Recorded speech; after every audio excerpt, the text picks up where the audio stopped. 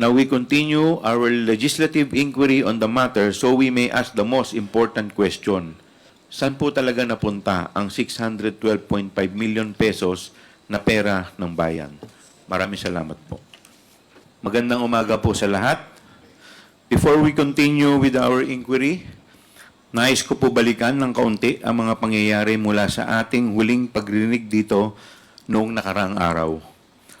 Maalala po natin na sa ating nakaraang hearing, nagkaroon po ng resolusyon ng ating committee na patawan ng contempt si Attorney Zulaika T. Lopez, Chief of Staff of the Office of the Vice President, on the ground po that she has unduly interfered with the conduct of these proceedings.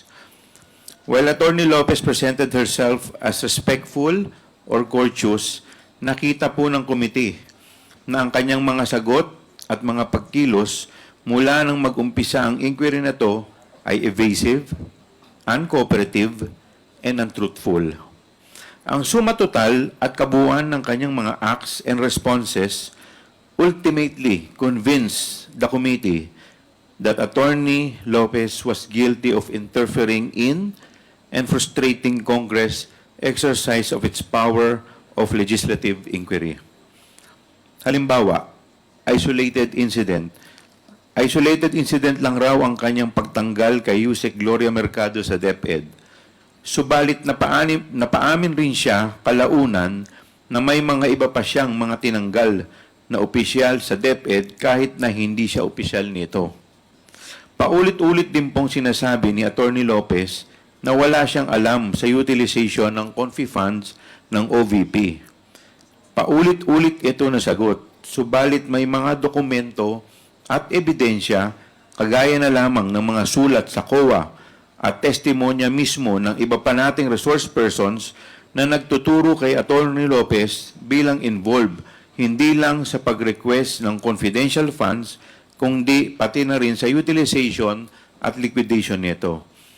Inamin ni Attorney Lopez na sila ng kanyang assistant COS na si Limuel Ortonio ang nakalagda sa sulat ng COA patungkol sa liquidation ng confidential funds. Inamin niya rin na nag-issue siya ng isa pang sulat na tinatangkang pigilin ang COA sa pag-comply ng isang subpoena mula sa kongresong ito. Ilang beses rin pong nakatanggap ang komite ng mga iba pang sulat mula kay Attorney Lopez na tumatangging humarap sa komite on the basis of the same grounds na kanyang inilahad sa sulat ng COA. Kung titignan po ang totality of Attorney Lopez acts, malinaw na mayroong clear, persistent, and willful attempt to interfere, frustrate, and defeat the inquiry undertaken by the committee.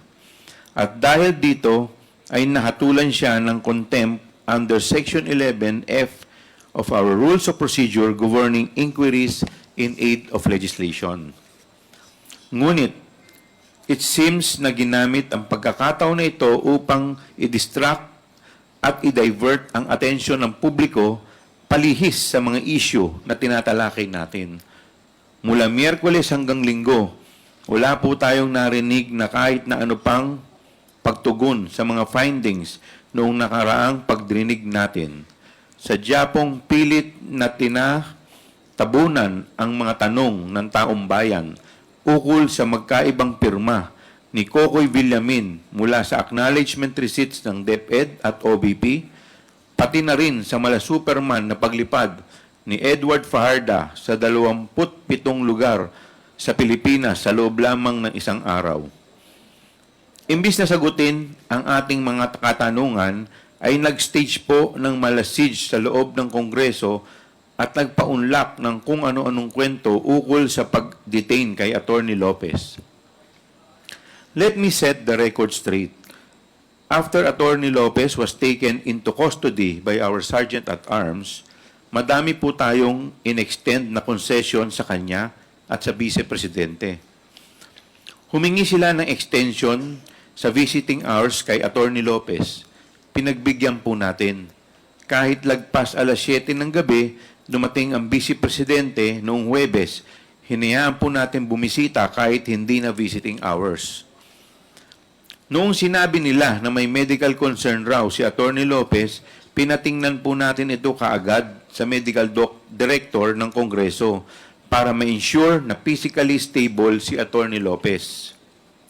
Nung nag-request si Atty. Lopez na payagan siyang umattend sa kanyang physical therapy session para sa frozen shoulder, pumayag po tayo. Sabi natin, bigyan niya lang tayo ng schedule nito at sasamahan siya ng security personnel under kay Sergeant at Arms. Nag-request ulit si Atty. Lopez, magpapasama raw siya ng companion sa kanyang silid. Ang sagot po natin, okay, pwede kasamahan ng isang miyembro ng pamilya mo. Gusto raw po ni Atty. Lopez ng additional security personnel, pinagbigyan din po natin. May request pa si Atty. Lopez, pwede raw po ba payagan ang personal physician niya na bumisita sa kanyang araw-araw? Sabi po natin, okay. Sundin lang po ang guidelines ng ating Office of the Sergeant at Arms dahil ang opisina nila ang umaasikaso sa seguridad sa loob ng Batasang Complex.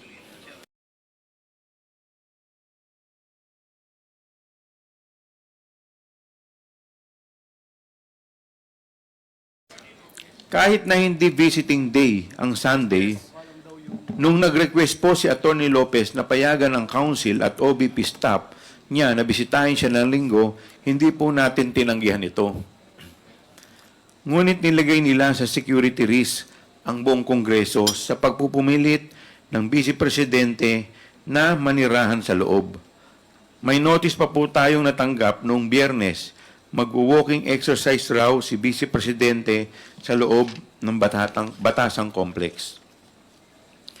Bandang hapon ng November 22, siguro noong naging malinaw sa OSAA na mananatili ulit ang Vice Presidente sa loob ng Batasan for that night, nakatanggap po ang ating committee ng report mula sa OSAA reiterating that the continued presence of the Vice President in the House of Representative Complex has disrupted its normal operations and has jeopardized security.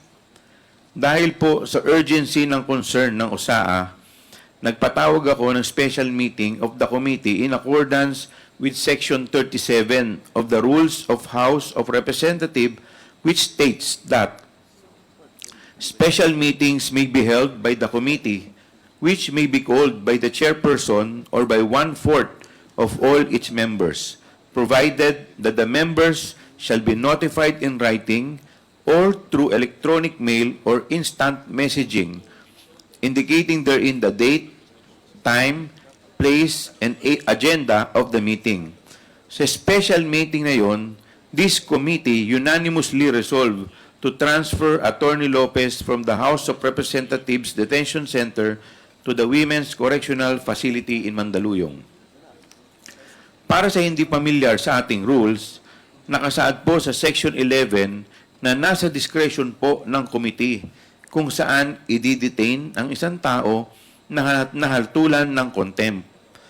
The rule states that upon order of the committee, a person cited in contempt shall be detained in such place as the chairperson or acting chairperson may designate. Sa tanong kung bakit napagdesisyonan ito at ng committee na ilipat si Atty. Lopez, ang primary consideration po rito ay ang seguridad ng complex and to alleviate the strain caused to the staff by the continued presence of the Vice President and her contingent sa loob ng complex. Lalong-lalo na po ang mga security personnel natin sa OSAA. May breach of security protocols and guidelines of the House of Representatives on the conduct of visits to detained individuals. Kahit na ilang beses po tayo nanawagan sa Vice Presidente, patuloy pa rin po ang kanyang disregard and brazen non-compliance of the office orders prohibiting visitors from staying overnight in the premises of the House of Representatives. Today po sa hearing na ito, ni-request ko rin po ang Sergeant at Arms, retired PM General Taas, to be present and report on what really transpired sa transfer kay Attorney Lopez. Pero wag nating kalimutan na hanggang ngayon ay wala tayong natatanggap ng malinaw na paliwanag kung bakit binudol ang mga kawani ng AFP na maglabas ng mga sertipikasyon na gagamitin pala ng DepEd sa pag-justify ng kanilang paggamit ng confidential funds, kahit na wala namang natatanggap na pera ang AFP mula sa DepEd confidential funds. At oo, isang misteryoso pa rin para sa taong bayan ang pagkatao nitong si Mary Grace Piatos. Sa bawat pagdinig po natin, patong-patong po ang mga natutuklasang kababalaghan sa nangyayari sa 612.5 million na confidential funds ng OBP at DepEd. At panawagan ko po sa taong bayan na huwag po natin hayaan na ibaon ang ating mga katanungan gamit ang mga diversionary tactics. Now we continue our legislative inquiry on the matter so we may ask the most important question. Ang pinaka-importante po sa tanong, saan po talaga napunta ang 612.5 million pesos na pera ng bayan? Maraming salamat po.